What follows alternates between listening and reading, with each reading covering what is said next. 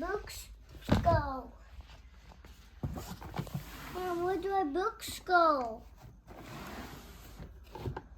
All right, let's take a look at a reading book bench.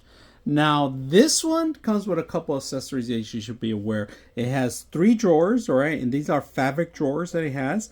It has 1 cushion bench, and this is for children, all right, not for adults. Now, it does have 3 cubby boards in the bottom, if you guys can see that. 1 for your books, and then your shoes and your toys. Now, each one of these is fabric made, so it comes all embedded in here. And if you guys can see that, you could put a bunch of toys in here. You could use this to store your shoes, your clothes, other accessories that you have. Now, it took me about an hour to put together, and it was not very hard with the instructions. You are going to require some tools yourself, but other than that, the cushion it's cleanable. You can wash it. It has a rubber end at the bottom. It's about 1 inch thick.